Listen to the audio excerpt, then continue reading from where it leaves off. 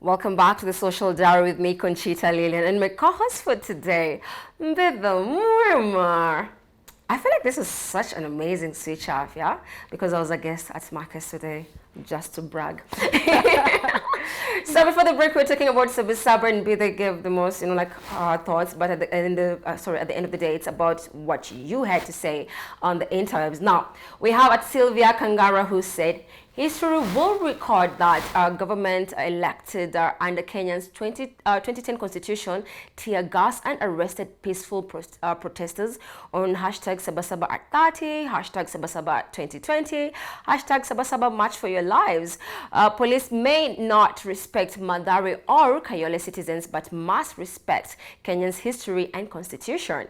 And then we have, that is Softy the Film, who says, on this day, we celebrate activists, women, men, and their families who have sacrificed so much for Kenya. We will celebrate and protect the liberties that we enjoy because of you. And then he had like a flag over Kenya. He or she had a flag of Kenya and said, Aluta continue.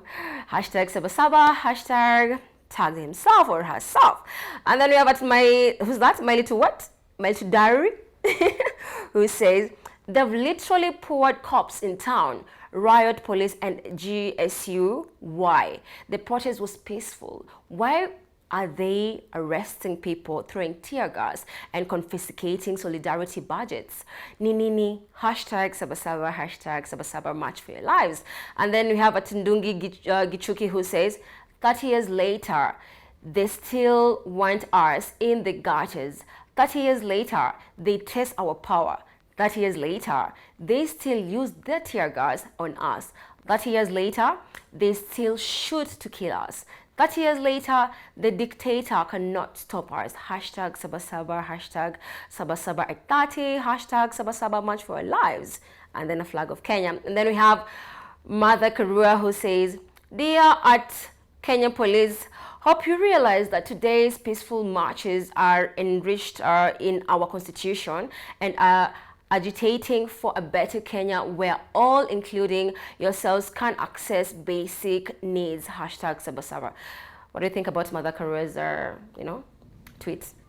Martha Karua has been very vocal in this country for a lot of time, and we respect her because out of her role, she has been in the Justice Department. She has spearheaded a lot of changes that are enshrined in the Constitution, that are enshrined in the law of Kenya today. So we certainly respect and are cognizant of her commentary as a senior person who's been in the political and judicial world in this country. And I think what underpins everything that defines us as a nation today is the Constitution. So it's very important and it's imperative that we respect what the Constitution says. But then again, you can never read one line in isolation. So I always challenge myself and challenge anybody who listens.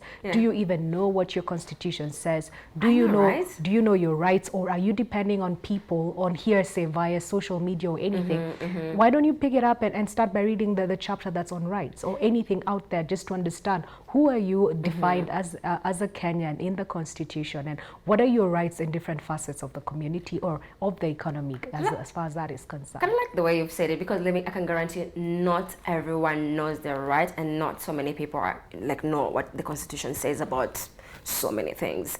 So these are notes we need to do, people. Let's read the Constitution. There's an entire booklet and it's free on the website. Yes, it is. Now, this week, Cabinet Secretary Professor George Magoha announced that primary and secondary schools will be reopened in January 2021. Listen. The Education CS further announced that Standard 8 and Form 4 students will be allowed to resume learning in September and sit the examination in 2021. He said, and I quote, the school calendar for the current year will be considered lost owing to the impact of COVID-19 on the education calendar, end quote. He, however, said there will be no Kenya Certificate of Primary Education, that is a KCPE, examination in the latter part of 2021, as currently Standard 7 learners will stay in the current classes next year. Basically, every student who, if you were whatever, every student will repeat the same class they are in 2021. Now, this led the netizen going crazy with the hashtag KCP, hashtag KCSE, hashtag CSMagoa trending in the interviews. But Mbithe, tell me, what do you think about this? Was this was this move necessary, or was just like that? Okay, I look at it a bit differently. I say, COVID has happened. Nobody had anticipated or planned for it. It came in as a pandemic. Now it's an endemic, something that will be with us for a longer time to come.